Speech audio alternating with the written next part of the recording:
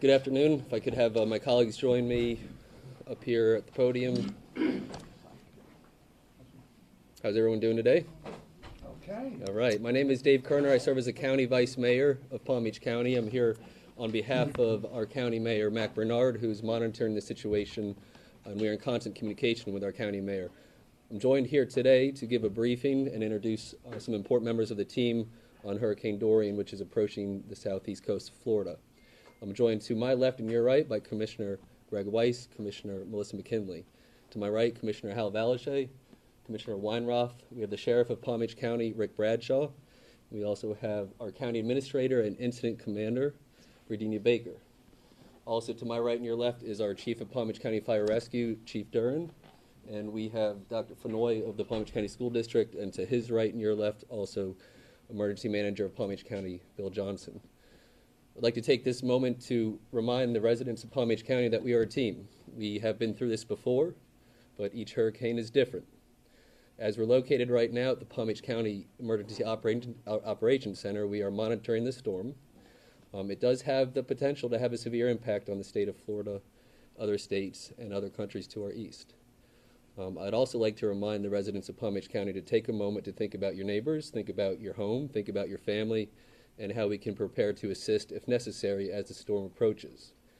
I'd like to also remind the constituents of Palm Beach County that our Emergency Operations Manager and all the staff up here to my right are in constant communication with Mr. Jared Moskowitz of the State of Florida Division of Emergency Management and Governor DeSantis.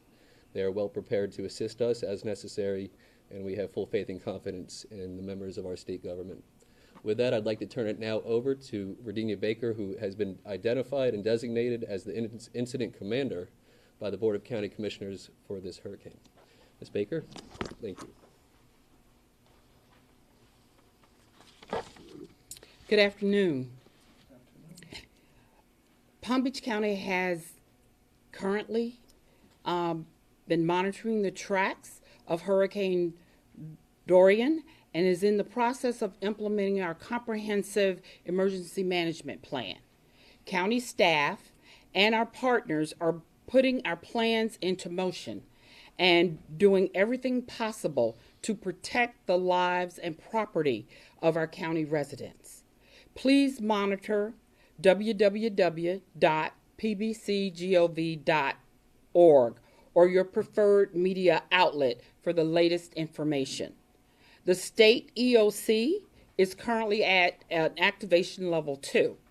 Palm Beach County EOC escalated to a level 3 on yesterday, and we will be moving to a level 2 on tomorrow. Palm Beach County and the state of Florida have declared a state of emergency. All residents should actively monitor Hurricane Dorian over the next 24 hours and consider the timing for implementing any protective actions that are necessary. Residents should have, and if you do not have, please get prepared, food and water to last 5 to 7 days, and prescriptions filled as soon as possible. As the storm gets closer, we will make decisions on opening of shelters if necessary, which will include our special needs shelter. If you have not registered for our special needs shelter, please go to our website. We have the information and instructions on how to register. Register for our emergency shelter if necessary. Evacuations will be dependent on the storm surge, not wind speeds, the storm surge, and will be determined based on the dangers to the coast and to areas around Lake Okeechobee. Residents living in areas away from the coast and the lake do not need to evacuate. We'd ask that you shelter in place. You can also go to our website to identify your evacuation zones. We, again, will be closely monitoring. If we determine that the storm path is definitely going to have a significant impact on us, we will immediately identify the areas that should be evacuated and assist you with making those evacuations if necessary. You can download PBC DART app, which has all the latest information on evacuation zones. Shelter information and other important information will be located on the site as well. If evacuations are ordered, you should consider evacuating miles, not hundreds of miles, but miles. Those who are not in evacuation zones, I repeat, should shelter in place. Again, we are closely monitoring the situation. We're still days out, and it is too early to make final decisions on where we're going. So I will ask Mr. Johnson, do you have anything to add? No. Okay. Dr. Fenoy. Good afternoon. I'm Dr. Fenoy, the Superintendent of the School District in Palm Beach County. I am a part of this emergency management team, and as of right now, we will be having school tomorrow. The staff at the school district, we are going to be preparing to get 30 million square feet of schools and other space protected over the weekend. And when the time is called, we're also working on our shelters. So we are now just working in coordination with this entire team. But as of right now, we will be having school tomorrow. And that's all I'll add at this time. And I would just say that any updates from the school district, you can go to our website and get all that updated information in the 24-hour cycle. Thank you. We'll take any questions if you have them at this point. Last year, or rather during Hurricane Irma, there were a lot of problems with not enough shelters allowing pets. Is there any determination this year to have more shelters that allow pets? We have not moved to adding any additional shelters at this time. We will work to ensure that we're efficient at the shelter that we currently provide for pets so that we can maximize the square footage in accepting pets and individuals that are required to show up to take care of their pets. Yes, sir. Yes. Have you surveyed the ALFs and the nursing homes regarding their generator capacity?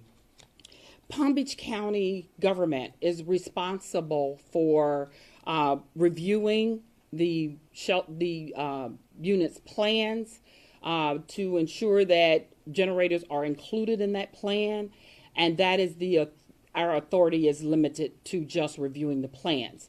The state is responsible for ensuring any other types of inspections for those particular facilities.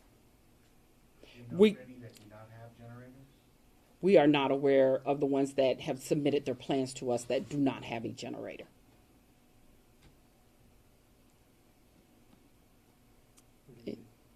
Yes, sir. Sheriff? Sure. Thank you. Hi, folks. First of all, let me just tell everybody, kind of take a deep breath a little bit and try to relax. We got this well covered. It's not like we haven't been through this before. We've already seen some gas lines getting long, and people's patience are getting short. So let's learn to get along and pack our patience out here. But here's what you have to remember in the long run. Regardless of whether we get the full brunt of it or we just get tropical storms and rains, we're going to have some flooding. And if you know what happens in these storms, it's not the winds, it's the flooding where people get killed because the roads get wet, the roads get flooded, people don't know where the canals are versus the roads. Before you know it, we got cars in the canals. So if you don't have to be out, regardless of the strength of this storm, please stay home. Keep the roads clear so the emergency responders can be out here to go where they need to go. But let's not become part of the problem and get stranded where you're in the middle of a road and you can't get out of your car, and then we got to have people come and save you. All right? So stay at home, ride it out, try to relax. We got you covered, just like we do every single time. You got a great team here in the county, and at the end of the day, everybody's going to be safe. When you say you're at a level 3 now and then you'll be a level 2, what does that mean to the average person? Well, until we move to a level 1, that's when we really have the public involved.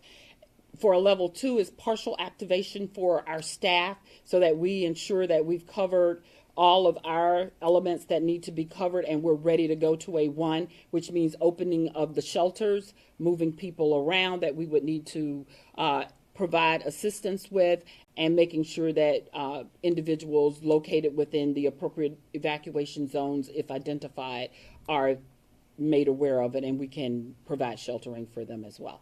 And anyone that finds themselves in an evacuation zone or could be in an evacuation zone, do they need to reach out to you guys ahead of time, or is that something? We will, as soon as we get enough information. What we want to avoid is panic. That's not required. And so, but we want our residents to be prepared. And when it's time, we will make the appropriate announcements. We will reach out to our media partners, and you'll help us get the information out, and we're able to protect all of our residents within the county. Yes, ma'am. Can you guys explain how you're protecting the schools over the weekend? Are you putting in reinforcements? What kind of things? Yeah, so over the weekend, my entire team will be out working. So we will be in the schools. Our entire police department will be out surveying the shelters. We'll also be working with the sheriff's office and local municipalities because we'll have so many people on the ground just getting things ready. So for one side of the organization, meaning not teachers, but all the maintenance and plant operations folks, this entire weekend they'll be preparing for the call when it's given to us. Sir, do you mind saying your name for those of us that aren't? Yes, my name is Donald Fennoy, Fennoy, and I'm the superintendent of schools. Thank you. If there are no more questions, I'm going to turn it back over to our vice mayor, and who'll have some closing I comments. do have one more question, actually. Sorry. You kind of talked about the difference between that level 1, 2, and 3. Now that we're at 2, what would take it to a 1? Is it a certain amount of time before, is it a certain warning or a watch that's issued by the National Hurricane Center? Like, what takes you to that 1?